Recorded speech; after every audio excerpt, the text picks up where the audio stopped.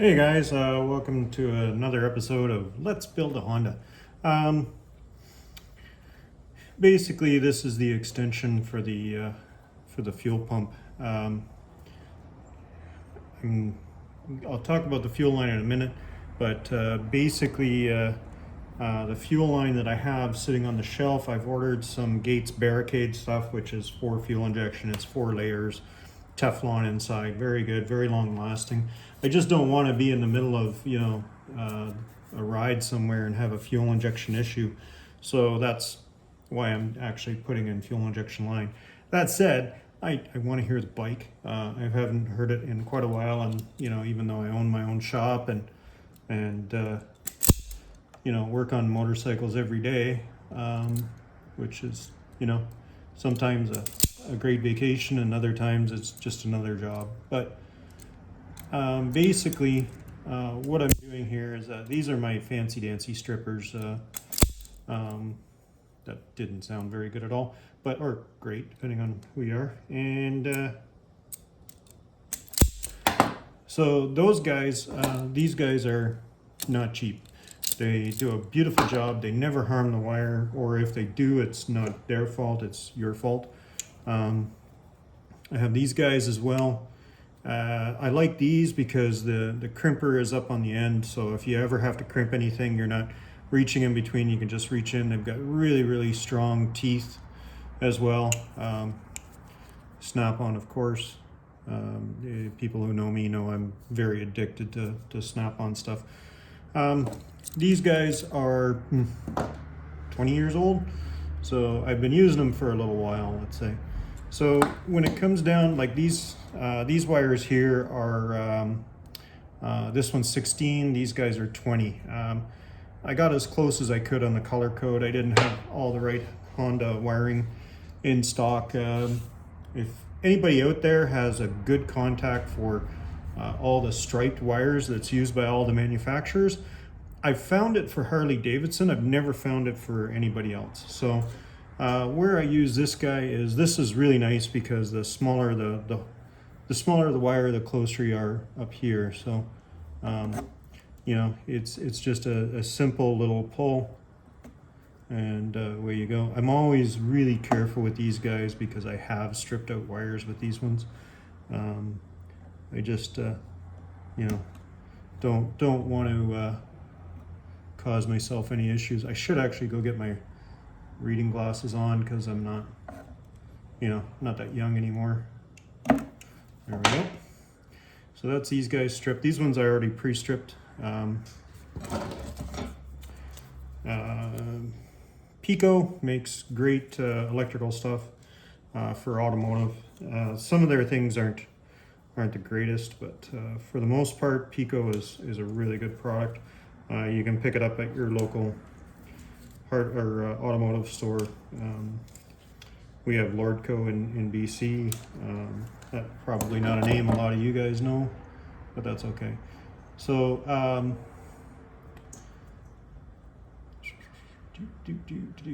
need reading glasses. So basically, when you're soldering something, the first rule of soldering is to get a good electrical connection, you need a good mechanical connection. So when you're doing this, I'll show you my way of doing it, which I will leave you hanging here for a second while I go get a pair of glasses.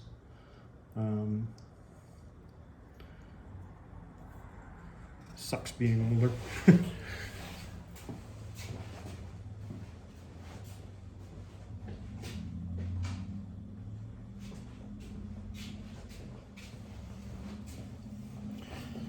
Through the magic of editing, that took no time at all. So I got as close as I could on the wiring colors. So you see this one's pure green, so we're gonna go to green. Now I don't know if you can, I don't think you can see what I'm doing here, but basically I create an X with the wires and then twist them together. With these small wires, it's kind of a pain. This guy, green and white, is the factory Honda color. I didn't have green and white, so and I'm already using green, so I used white for this one. this is one way of doing it. You can also, the other way you can do it is do one wire at a time. If you know how long you are going to be extending this, then all you have to do is do one wire at a time, and they can all be the same color.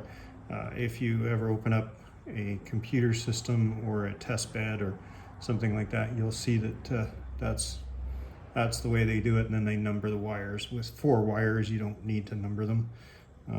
It's easy, and you're only extending them a little ways. So I have done it where I forgot to put on the heat shrink beforehand. Don't do that. Learn from my mistakes. So this guy, because I think I'm actually going to stretch that one out a bit more. Oh, so much easier with the eyes, or with the glasses. So, and there we go. That's these guys pulled out. You see again, it's a good mechanical connection makes a good electrical connection. Now, I use a butane soldering iron for most things. It's been sitting there nicely warming up. You always want to tin your iron. They'll last a lot longer if you tin them. If you don't know what tinning is, basically you just put a, if you don't know what tinning is, you just basically just put a goop of solder on there when you're done and let it cool down with the solder. That way your tip will last a lot longer. So what I'm doing here is I create a bit of a puddle on the soldering iron, and then I switch over to the other side of the wire. You notice I have a pretty small tip on here.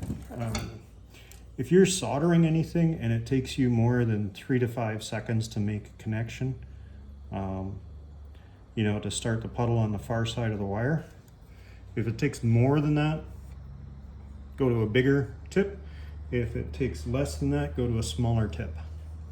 So simply because you can create stress fractures or stress areas in the wire if you don't have it right. I know some people really disagree with soldering wires. It's probably because they've never had training in it.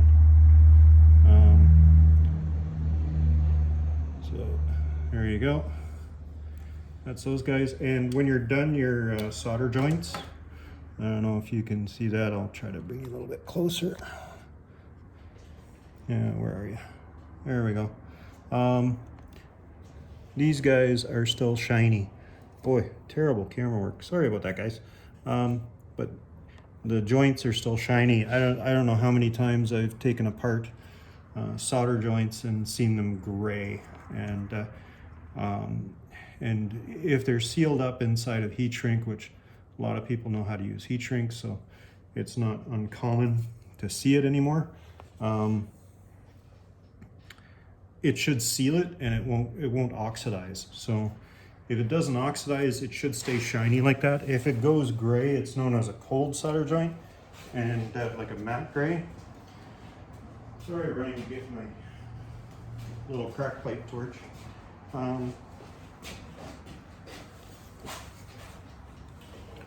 So this guy is great. It's a lot of heat in a small area, so it does great for heat shrink. You know, like that's already down to holding temperature for my old mechanic hands anyway. And this guy wants to move.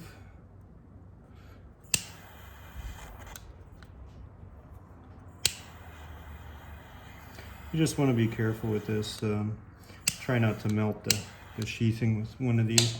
I know a lot of guys use heat guns, and for these guys they also come with a blower that has a shield on it that's specifically made for doing heat shrink. I've never gotten them to work very well, so I found this at a head shop and kind of went, ooh, that'll work. Don't ask what I was doing in a head shop. And there we go. That's the last one. So there we go. We're all all sealed up now. These guys, I'm going to tape them up and zip tie it back. Now that I know where it's going to lay, I'll be able to zip tie it in place. Little hint when you're doing electrical tape, start away from your end and then work to it. It's funny actually, I learned this from the factories. And then go away, because that way you don't have an end here that's gonna get gonna lose its glue over time, because we've all seen that, we've all done that. So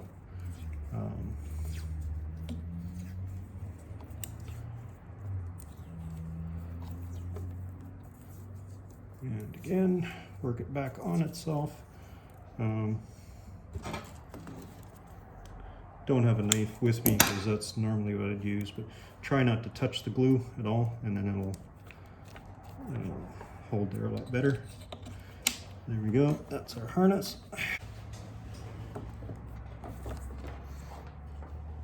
Okay, so this line that I'm using here, it's good for 50 psi, so I'm okay with testing with it. It will be swapped out for a like the Gates, or the there's a few other brands. I prefer Gates, but that's just me. So here you want to leave yourself a little bit of room.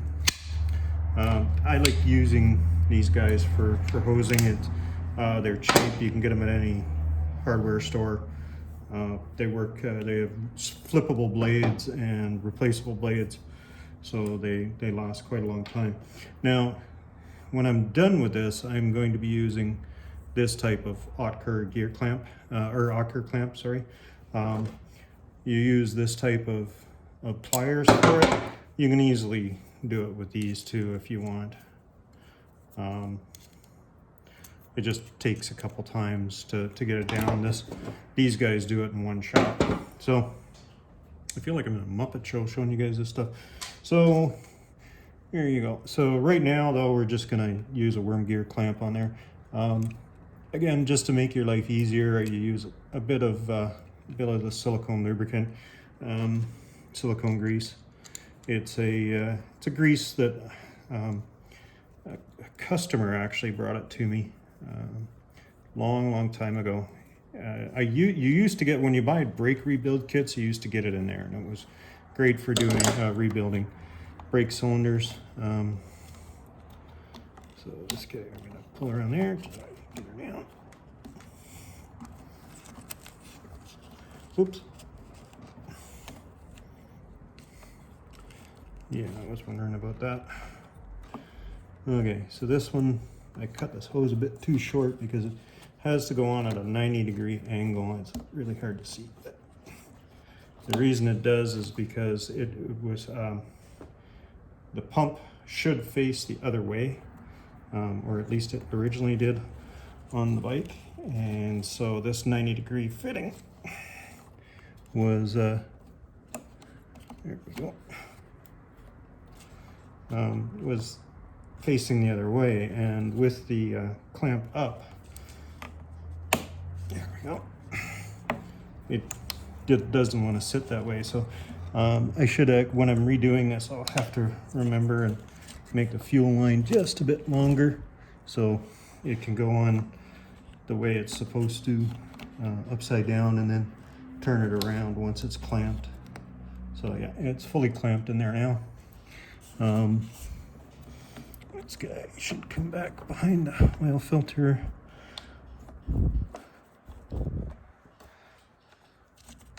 Yeah, I think I might turn that out just a hair. So we'll put you on pause for a second, and we'll get the other tank in place and try putting some fuel in. Okay, just to finish it off tonight, it's just going to be a short one for tonight. I don't know if it's going to be the end of the video or not, but you can see I've had it running. as always, that the heat shielding that I put on there was amazing. I wanted to heat cycle it enough to make sure the fan came on, so I let it idle. And when I shut it down, the heat wrap on the pipe was smoking away, as they do when they're brand new, and you could put your hand on the tank. It was dead cold. So that's with no air moving around it at all. So the heat line was nice and cool, but just to prove it does run.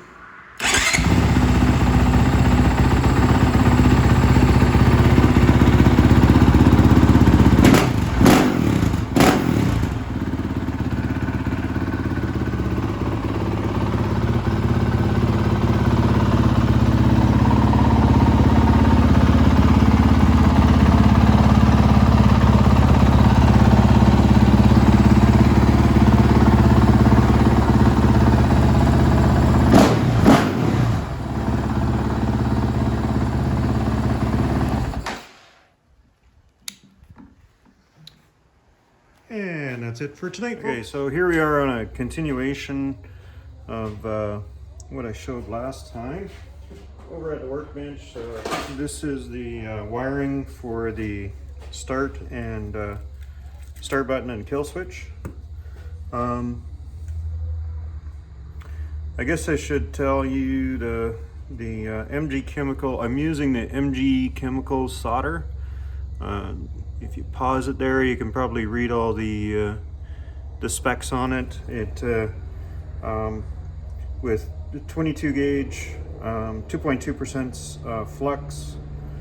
It's a SN36 PB37 solder. It's really good for electronics. It doesn't add resistance to the wires. Some of these solders you get, you can add a lot of resistance to the wires. On the CRF450, it doesn't really matter. It's not a CAN bus bike, so it doesn't have resistance issues. It just needs to see a voltage or a ground. So what I'm doing there is I'm just retinning the soldering iron. It just works a bit better. And unfortunately, I don't have a sponge to clean off the excess, so I just, do the old pant wipe thing as a mechanic does.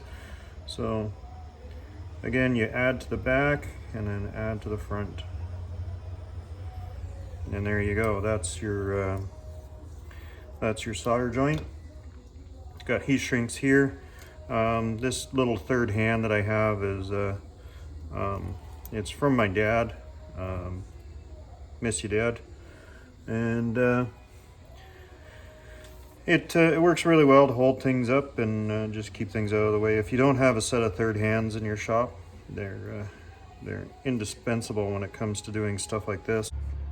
So now this is I'll give you the number here. Where are we? There we are. So that is the number of this stuff. It's 1/8 dual wall that I use. I like the dual wall just because it adds some hot glue to the situation as well. So the reason that's important is that this is going to be out in the elements.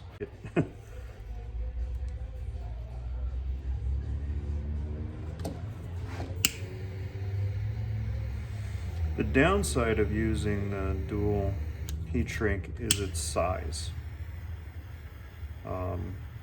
There is 2 layers in there, so it's twice as thick as the regular stuff. So when you have something like this, if I was worried about space at all, I would actually stagger the joints so they could lay beside each other instead of on top of one another. But in this case, I'm not really worried about space that much. So there we go. That's half of it done. We'll be back to do the other half. Okay, so here we are with the second side set up. Everything's pre-stripped. Well, I did it. So this is the water boot that goes over here. Yes, I know I'm Canadian. So what I'm going to do is take this one, yellow and red, just happens to be the first one I picked, slide the boot over it, grab this guy. I didn't really show this before, and this is actually the second take, so just try to get the position here. So basically what I do is I make an X with them like that, and then just kind of hold one end in either hand. You twist them up,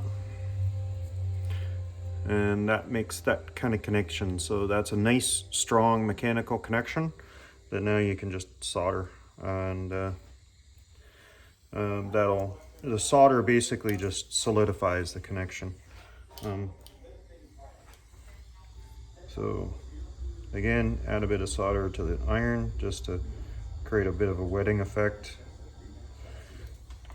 Then you wet the joint and you make sure it's shiny when it's done, and you're good. Also I made sure that I put all the heat shrink on first. So next guy is pure black. I guess it really doesn't matter which way, it's easier to pull these guys first. So take this one out. It's pure black. Yep, pure black. Always triple check, because when you do it this way, you gotta make sure that you're going onto the right one. So again, black and blackety black, black, black. Do the twisting connection.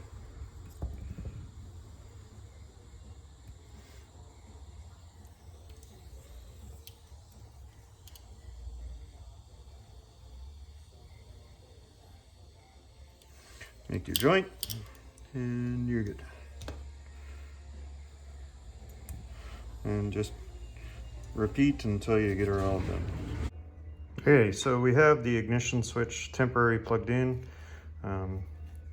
That's fun. Okay, so there we go, that's on. You won't hear the fuel pump because the fuel pump's not plugged in right now. No check engine or anything. Now, I haven't finished this switch up yet, simply because I'm of the theory that you want to make sure that the repair you've done or the modification you've done works as quickly as possible. So you want to do your repair, do your modification, in this case a modification, test it, and then you can finish things up and clean things up. So what I have here is this is the switch, not connected to the bar yet. That's a little jumper wire that I have for the brake light. So there we go, we got nothing. Turn the ignition switch on. Now we've got starter, and right now we've just got regular tail light. This is fun.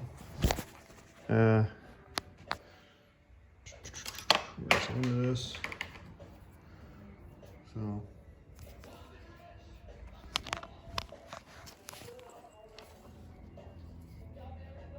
connect those two together like that, and we have brake light. So everything is working properly. Now we're going to tidy things up and lay them into the bike, and we'll show you what we've done for the wiring. Okay, so just before I put it all back together, this is now where the wiring lives. It's not that much cleaner than what we had with the Honda. I did redo a lot of the sheathing and stuff just to get this into the area. The top plate, I'll just back up here for a second. The top plate that holds the tanks goes here. Oops, there we go. Goes here. And it was never designed to work that way, so what I've actually done is I've actually ground that away, so get rid of any sharp edges so the wiring won't bind in there. There's just enough room to give that space to go through. So next time you see it, we should have this all re-bolted back in. This will be the final time it's being bolted in, or one of the final times it's being bolted in. Oh yeah, to finish off the that is now all the wiring that's up front. So everything else, and like that's your clutch cable, your throttle cables, brake, speedo line, everything like that. Oh, there is one more, and that's the actual speedo itself. Other than that, that's going to be all that's there. Okay, to continue on, it's been a week since the last segment of this video. What you're looking at there is the completed wiring. This is my main power relay. I figured since I had room, and it would really suck if you're in the middle of nowhere and the relay dies. So this is a spare relay with that's been, I've got some self-vulcanizing tape, so just to tape up the connectors so they don't get corroded. Up here, what I've done is this area here is going to be for the rally controls for the navigation tower, which I guess will be on its way soon. My fault, not Matt's. This is the stock control that used to go up here. What I did was I made a bracket. I drilled and tapped the riser. These are in here with Nordlock 2-layer washers. They work amazing. I used them on several different projects now, and they work amazing. So I spun up a stub shaft on the lathe and put the control down there. I'll do one more quick video after this one with the tanks and everything back on. This is my power now. So this one can stay down all the time because it's the Wear 2 is for the navigation tower. This button, I just ordered it from Billet Buttons, and the pair of them, and this one seems to be messing up a bit now. Of course, there it works, but it's supposed to have an LED light up in the center, and it doesn't for some reason. So that's my main power, and then this one, you can see the LED light up. That is for my tower, which isn't there yet, but it's all wired in, so all I gotta do is connect it. So that's now my ignition switch. I'm probably gonna put an RFID tag in here as well, so the bike will actually still have a key, but that's gonna be, I'm going to bypass that for racing because you don't need it. But for regular usage, you know, when you stop for an adult beverage or something, you might wanna be able to walk away from your bike and know that nobody can just press the "Go baby go" button and let her take off. So that'll be for street use. You'll see the windshield is sitting on there. I'm going to go through that when it's temporarily mounted, just as a proof of concept, and I'll put you on pause for a second and put the tanks on, and then we'll go through all of that. So here she is, looking like a bike. Finally.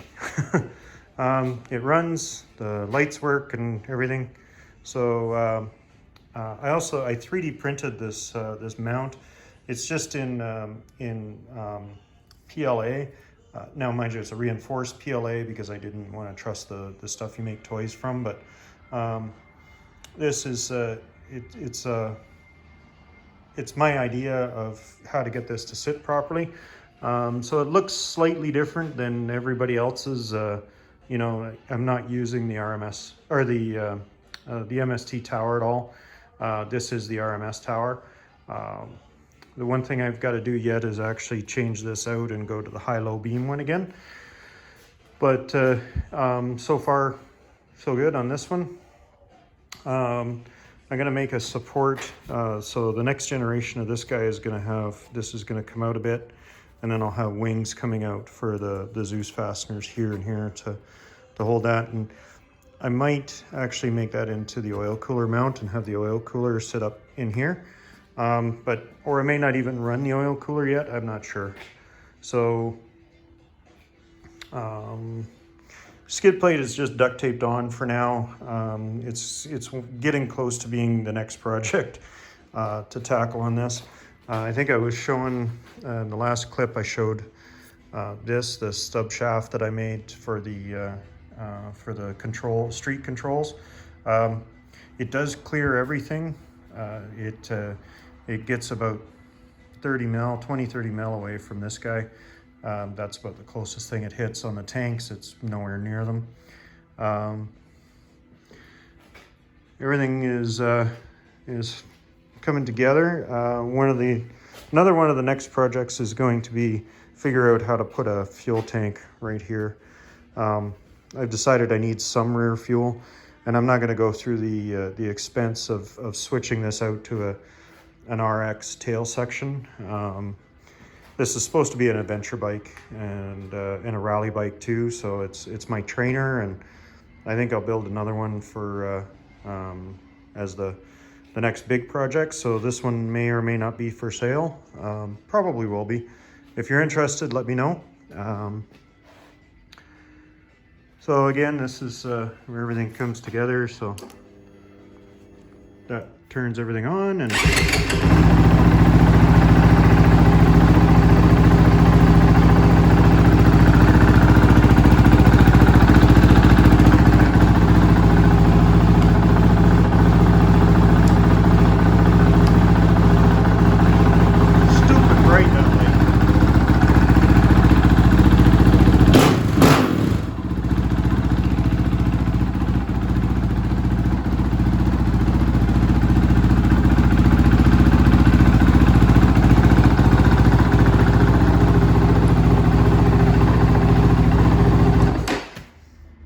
thanks for watching.